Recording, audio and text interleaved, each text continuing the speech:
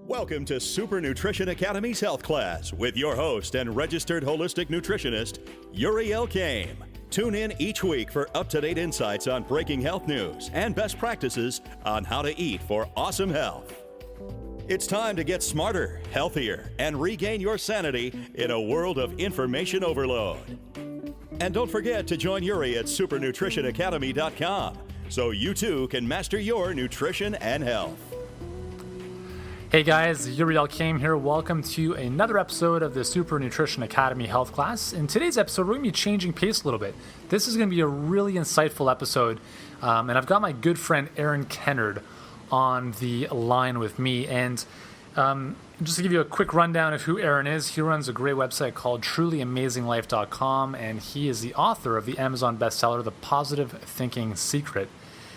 And we connected a couple weeks ago, well, depending on when you're listening to this, a little while ago, at Awesomeness Fest, which is an amazing, one of the best events that I've been to on so many different levels. But we connected there, and it was just amazing to get to know Aaron and share some really kind of deep stuff with each other, and kind of get to know each other on a business level and personal level. And we just really hit it off, and he's such a great guy. So I'm really, really excited to have him with me on this episode. So without any further ado, welcome, Aaron. Hey, thanks for having me, Yuri. Stoked to be on your show. I've listened to your podcast, numerous of your podcasts, and I just love what you're doing. So thank you so much for having me on the show. And it's fantastic to know you and have met you recently in person. So yeah, thank you. And likewise, I'm really excited to share some of this stuff. So for those of you listening, I mean, Aaron is not, he's not some kind of nutrition or health expert, but he's gone through a pretty epic health journey himself. So I'll let him share that in a second.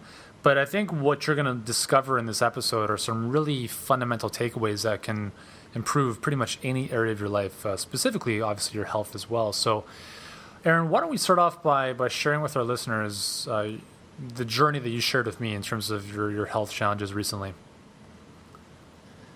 All right, let's do it. I'm trying to... Got to brace myself for where to start. It's where do I start on this whole story? But yeah, let me share that briefly. I'll give the journey, and feel free to jump in with any questions to clarify here as I go along. But I'll try to give it as succinct as possible here.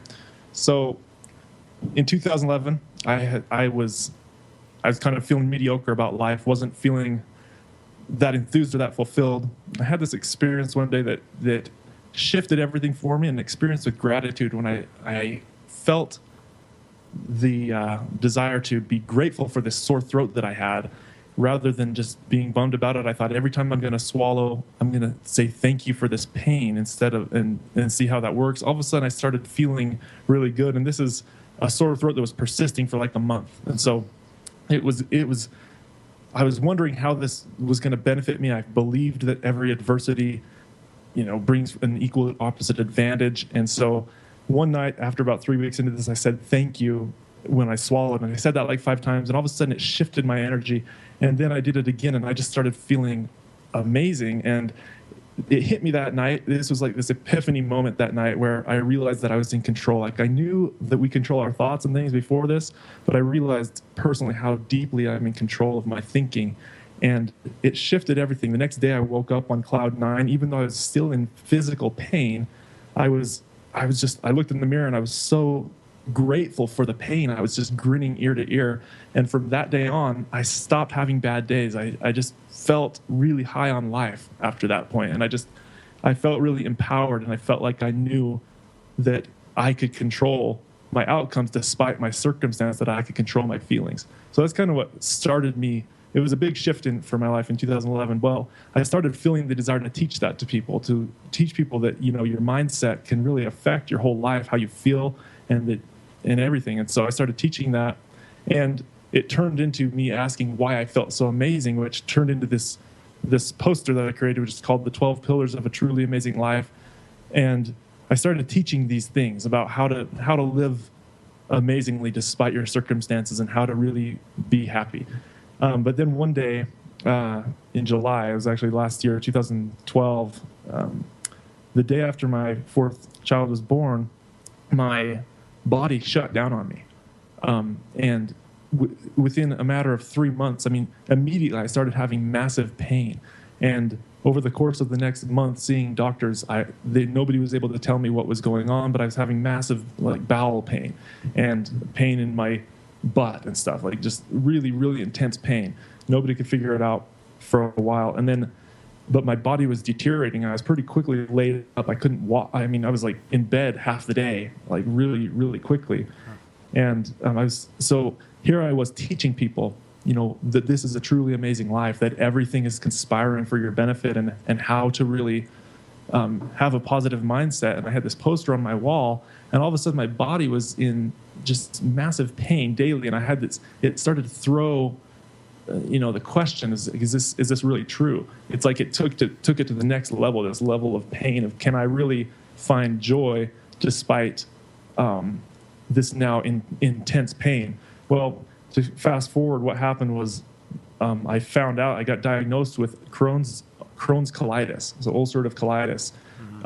And over the course of 3 months, my body basically deteriorated. I lost like 50 pounds. I'm 6'2", and I got down from 180 down to in the 120s, and I couldn't walk. And my wife had a newborn and 3 other kids at home, young kids, and she was, pretty much going crazy. Like the kids were starting to experience emotional trauma, and as they're watching me go through this really, really traumatic situation, watching their dad die before them, and I couldn't do anything. And so I had all these questions of, how am I supposed to teach people that this is a truly amazing life when life is crumbling around me? But the reason I share this story, and this is the subject of the book, The Positive Thinking Secret, I'm giving you kind of the short version, is that throughout that process, I never really believed that it was a bad day. Like, I had made the decision that there was no bad day. And even though I was now in pain and in bed and fearing death, I believed that it was all happening for my good. And in fact, I believed all throughout that time that the more challenging the circumstance, the more benefit is coming my way. Mm-hmm. And that belief really just like pulled me through, and it gave me some amazing experiences with joy through that experience of pain that are really hard to describe, but really just mind-blowing, actually, how I could be in such intense pain and experiencing joy at the same time. And anyway, fast forwarding again, 3 months of deterioration, I finally had to get rushed off to the emergency room and an emergency surgery removal of my colon because it had been destroyed by this disease. And luckily that saved my life in November. But I was in the hospital for about a month, almost a month after that, just dealing with emotional trauma, depression, coming because of, seeing how my life was so good before and now it seemed to be crumbling. But those beliefs, that belief that it was all happening for my good, it really pulled me through that time. And it proved to me that because of the many experiences of joy that I experienced through all of this pain, that I absolutely am in control of my thoughts, and that my circumstances don't dictate my happiness. What happened then was I actually was led to a doctor, a naturopathic doctor, who told me what to eat. He basically led me to the Paleo diet, not exactly, but a mix between the Paleo and the SCD diet, which you've talked about on previously calls. Mm-hmm. And within 2 days of me changing my diet, all of my pain went away. So I had this surgery, but I wasn't healed. And in the hospitals, all the doctors were telling me, food has nothing to do with your issue. Literally, it was crazy. 5 different medical doctors telling me that food had nothing to do with my bowel pain. And it's really crazy that the medical system is set up in a way that there's a lot of amazing things about it, but there's some issues with it, as I know from personal experience. But what I found was, as soon as I changed my diet, according to the way the naturopathic doctor told me to, 2 days later, all the pain and bloating went away. Within 6 weeks, I gained back all of my weight, and I ran to the top of this mountain by my house, whereas I couldn't walk 8 weeks earlier across the hospital room. And since then, my life went right back on track. I'm healed from this supposedly chronic disease, meaning I don't have any drugs, no pain at all, and no symptoms. And it's because I've learned the truth about nutrition and health, which is it's amazing. And I wish I could tell the listeners more about the specifics of that. Like you said, I'm not the expert on the health aspect of things, but what I am the expert at, I guess, and what I am known for is how to think about our challenges and how to find joy despite pain, and how that leads us, how the way we think about things and our attitude. I firmly believe that my attitude about that was a huge factor in the healing process, because it allowed me to remain positive rather than getting sucked into the depression and the negative thinking, which has such a massive impact. Like, nutrition is one really important thing, but the way we think and the way our positive energy has such a huge factor on our healing and on our ability to find joy and happiness in life. So that's my brief story. That I published the book on that since then, and it's been, I've been blown away by the response from people of how it's just impacted their life since. And so I'm super grateful to be able to share that with people and to be able to share that with you now. And, any questions anybody has, I'd love to answer them or share. So that's awesome. Yeah, that's such a great story. And what I love about, like, you talk about, like, the universe conspiring to help you, or to be on your side. And how do you, so for you, like, what do you think was like the greater good, or the bigger meaning out of this whole situation for you?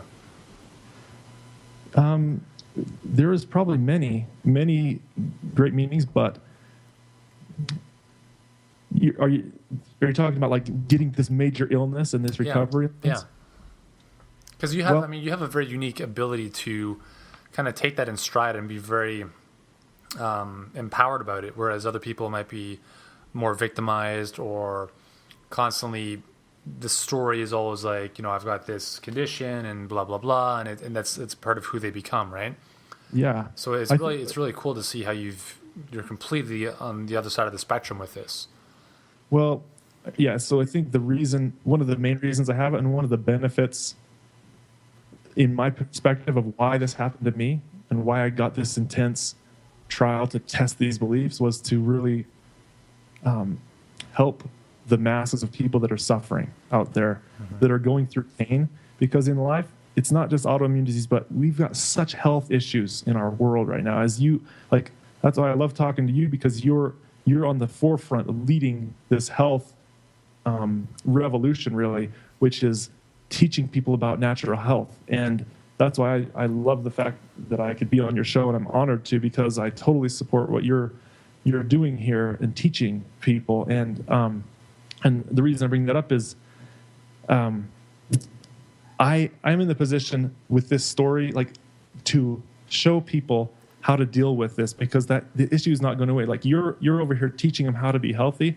The problem is there's this stuff is just rampant. I mean, the state of our food system and the fact that we're getting these types of diseases, it's just super common. And I'm getting emails from people daily, literally, that are suffering through depression and illness and cancer and all of these things, now that I've published this book and heard these things. And so I know for a fact that I got that experience in order to bless people and help people, and to give them a perspective while they're working through it, because it's important to get the health. It's important to take your advice, Yuri, and to do the things to get yourself healthy. But there's this other aspect of it, of the mental suffering and the perspective that people really need to hear, as well as that, because the pain doesn't just necessarily go away immediately, like, from the effects that are heaped upon us from the unhealth of our society.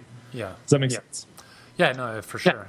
Yeah. It's always amazing, because I'm a huge believer of the power of the mind and attitude, and and if you think something's going to be painful, it's obviously going to be painful. If you think it's not going to be as painful, it probably won't be as painful. How do you approach somebody who's going through or is about to go through a certain amount of pain, whether it be a pregnancy or a surgery or some kind of condition, and get them to the level of mental kind of peace of mind that you've had in terms of finding being grateful for the situation, or being able to get in a position where you can kind of just be at peace with the pain and kind of move through that? How do you get somebody to get to that level without being condescending about it? It's a great question. I think that's probably different for every person. And so that's like my life's work, is to how to do that, really, trying to figure that out. Like I guess I'll be frank and say I don't necessarily know how to help every person with that, but here's what I've done for me that has helped, that I've gotten testimonials from people, responding back that they say they've helped. Like from what I write in the book, it's basically helping people reframe the way they think about pain. Like the tendency is that we don't want pain. We want to push pain away. We hate pain. We have this mindset of like, pain is bad. What I try to help people emphasize is pain is not bad. In fact, pain is very good, in the sense that you need pain or you would die. Like if you didn't feel pain, if you didn't have these nerve endings in your hand, for example, and you stuck your hand on a burning hot stove, your hand would burn and the cells would die because you didn't have any feedback. Pain is simply feedback telling us. It's like the gas. It's like saying you hate pain is like saying I hate the gas light in my car. It just keeps going off. Yeah. And you want to like kill the gas light. Well, then you're out of gas and you're stuck and you're dead, right? That's the same thing with pain. Pain is amazing. I love pain. And then when I say that, that's what I want to help people reframe you got to reframe your whole mind around it. First off, is to embrace pain as an amazing gift, because it is an amazing gift. And if you didn't have it, you literally would die. So that's the first thing I would say, is embrace it. And what I mean by that too is not to say I want to be in pain all the time. No, I don't love being in pain all the time, but I do love pain for what it does for me, because I know that it's essential, and I trust that when I have pain, it's happening for a reason, so I can learn, and so that I can change, and so that I can do something. It's an indicator that's helping me do something. We should embrace it that way. The second thing is, once you embrace pain, once you realize pain is fine, pain is okay, it's a good thing, it's helping you, you need to take what you're learning from it. The second thing is the thing that's helped me the most is just to believe and trust, and to make the decision to believe that everything is conspiring for my benefit. And that you don't have to like prove that that's true or false. It's not like a thing. It's not like some doctrine or something that you have to like agree with or disagree with. It's one of those things you can test out. You can say, I'm just going to decide that everything that happens to me is absolutely going to benefit me, and I'm going to find a way somehow. That's it. You don't have to it doesn't have to be more complex than that. But if you can get yourself to really make that decision, then it doesn't matter what happens. When the hard things happen, you look at them through that lens, like, normally I would have thought this was horrible for me. This looks really like me getting a disease and getting knocked out and almost dying. That looks really, really bad. Like nobody wants that. And that looks like it's detrimental, right? Mm-hmm. But because I asked the whole entire time, I was always like, this looks really detrimental, but you know what? I know that it's for my benefit.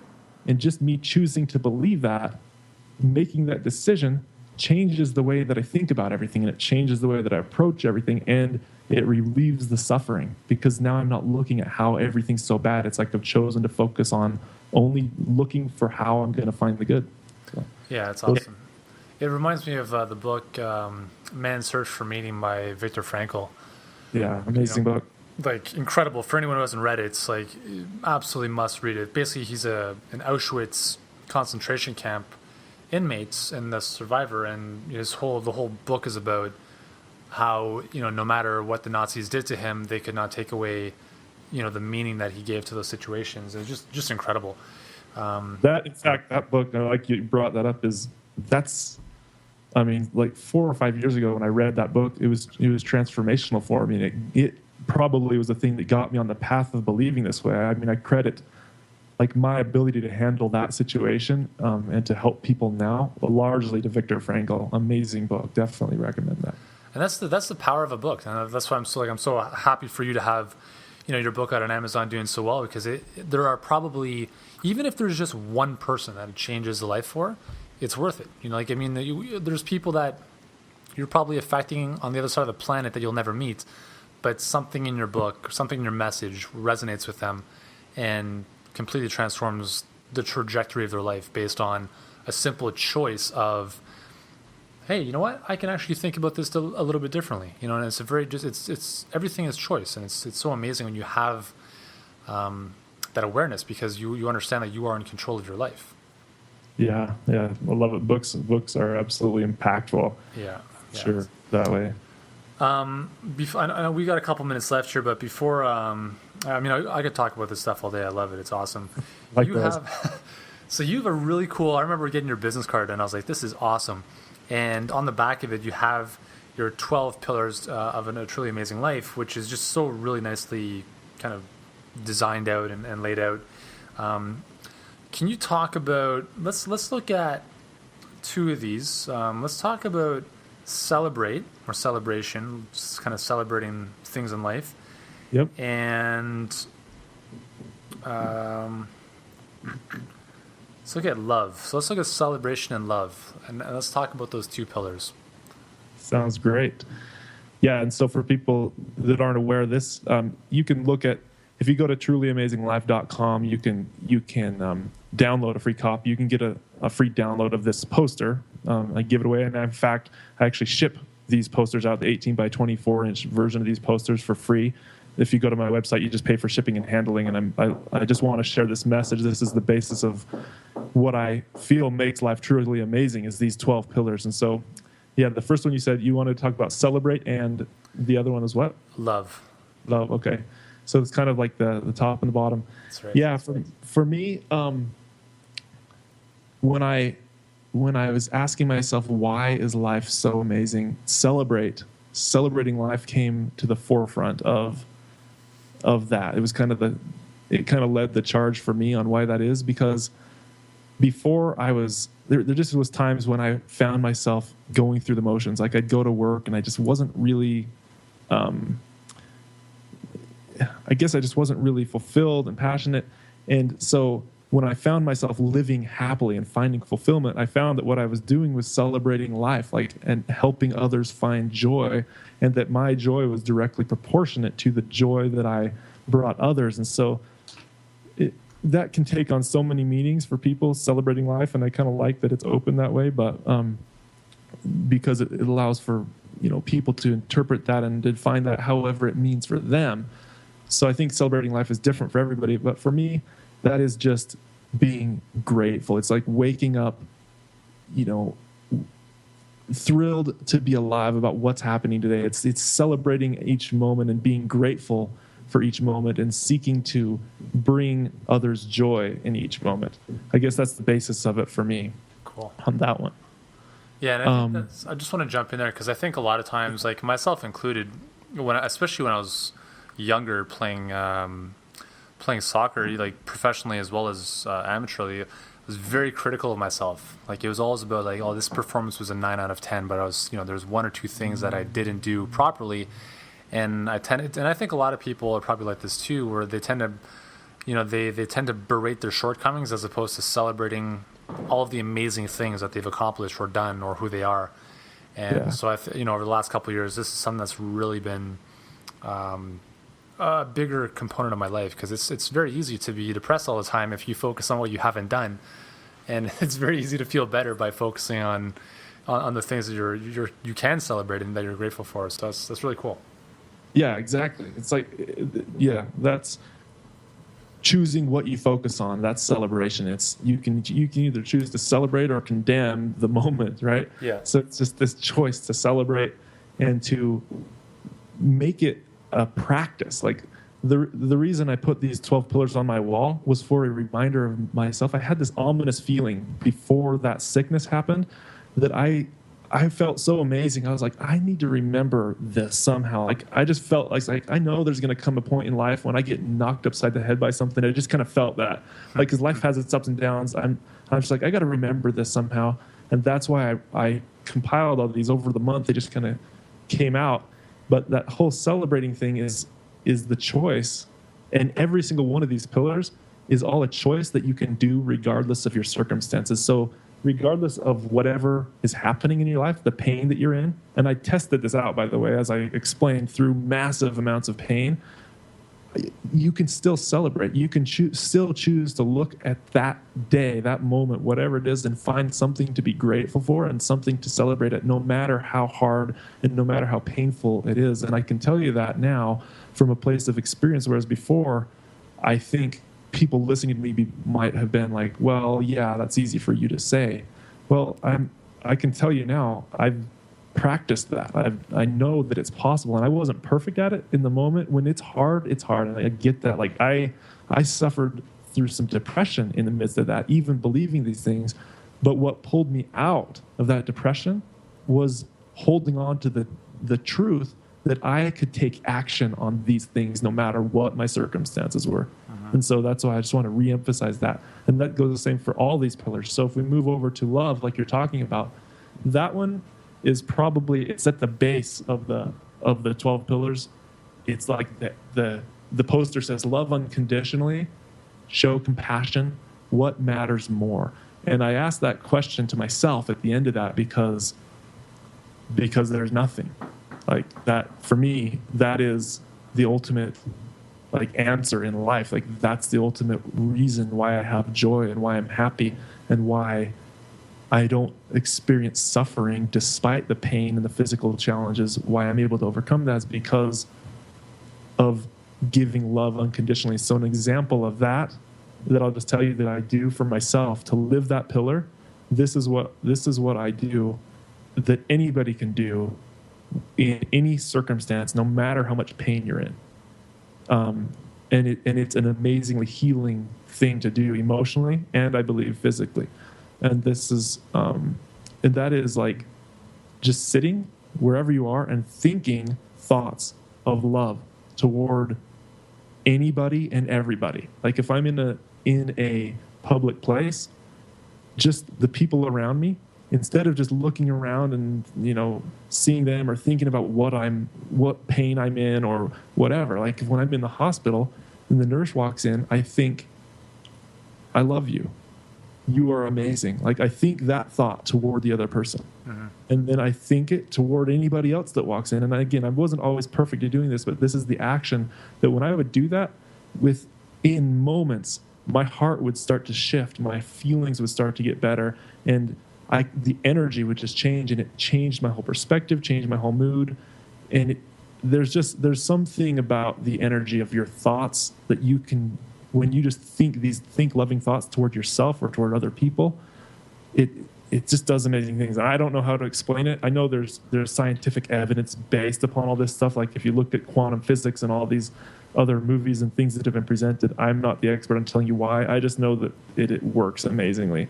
And so that's my thought on that one. That's something that I've started to adopt recently. And one of the things that I've found with that is it automatically suspends the judgment of other people. Exactly. How can you be thinking, if I think to you right now, I'm thinking, Yuri, I love you. First of all, I'm not thinking about myself. I'm not caught up and consumed in myself, right? I'm thinking about you. And how can I judge you thinking, oh man, you have so many problems, if I'm thinking that I love you in my head? Yeah, it's that's like probably the most compelling thing for me is if I'm walking down a street and there's a lot of people and it's really busy, instead of being annoyed with all the busyness and the people bumping into you and stuff, it's just a quick shift of thought and just saying I love you or those types of thoughts. It's amazing what that does. So yeah, I'm happy you brought that up because it's so easy to do, right? It's just, and it's choice. And for whatever reason, if people don't choose to do that, then that's obviously their choice. But I would be interested to figure out why they wouldn't be open to doing that, because it's something that, it's not like you have to go out and vocally express your love to other people. You could if you want to, but well, that's what I think a lot of people think when they see that pillar, love unconditionally. I don't think it's natural for people to think, well, how do I love unconditionally? Mm-hmm. Like that it starts with the way you're thinking, and it can be as simple as that. Yeah. Because I think for me in the past, before I realized this stuff, and before I kind of didn't feel like that loving of a person. I didn't feel like I was that good at serving people. I kind of felt insecure about my ability to love. When it came down to realizing I don't have to do anything to be loving unconditionally, because it starts with just thinking. Actions will flow out of that naturally. Mm-hmm. But I think it's an important distinction right there. Yeah, one of the first times I heard that or something similar to this was from Louise Hay in her book, You Can Heal Your Life, or How You Can Heal Your Life. And she talked about, like, just looking in the mirror and looking yourself in the eyes in the mirror and just saying, I love you, I love you, I love you. And just doing that several times a day. And to the point where it's like, to you actually like really believe it. And, she's worked, I guess her specialty was working with people on that kind of spiritual level and kind of deeper emotional stuff. And she found that consistently people who developed cancer and all these other conditions had specific emotions attached to them, whether they be resentment or guilt or anger or whatever. And across the board, she's like, the number one thing is simply love. If you just express or say I love you internally, it dissolves everything over time. Yes. Yeah. And I want to bring up a point on that because it reminded me from the healing standpoint, if people were to watch the movie What the Bleep Do We Know, I think it's the movie, I don't know, but it highlights this study that was done on water, which kind of impacted my thinking about this whole love thing and how impactful it is on our health. And this is where I really think it applies to your audience when you're talking about health and nutrition. That gives an example of where they did this study where these people would think thoughts of love toward water, and then they froze it and they sliced it after it was frozen. And the water that had loving thought toward it, because thought is energy. I mean, that's a proven fact. Like, thought is energy, and it's proven largely a lot of it by this experiment where they looked at the frozen water molecules, and it turned into this beautiful, crystal. And then they had other water where they had people specifically thinking thoughts of hate toward the water, and when they froze it and sliced it, it showed this massive jumbled mess of lines. It was like so striking, the difference. And so they give the example of your body's made up of however huge percentage of water, and you're thinking hateful thoughts toward yourself. If what effect are you literally having physically by thinking hate on those cells versus thinking love upon yourself physically? I think this is where I just think it's a fascinating thing to be aware of. Yeah, totally. And one of the things, I don't know if you've read the book Hidden Messages of Water by Matsuri Emoto. He very similar. It actually may have come out of the same. It might be that same study that was referred to in that movie. But yeah, what is it? So he basically was saying, with this, like, you could put just like a little label, like I love you or love at the bottom of a water bottle. Yeah. And and that it's what's cool is I have that on one of my water bottles, and it's completely glass. So when I drink the water, I'm actually looking at this thing that says I love you.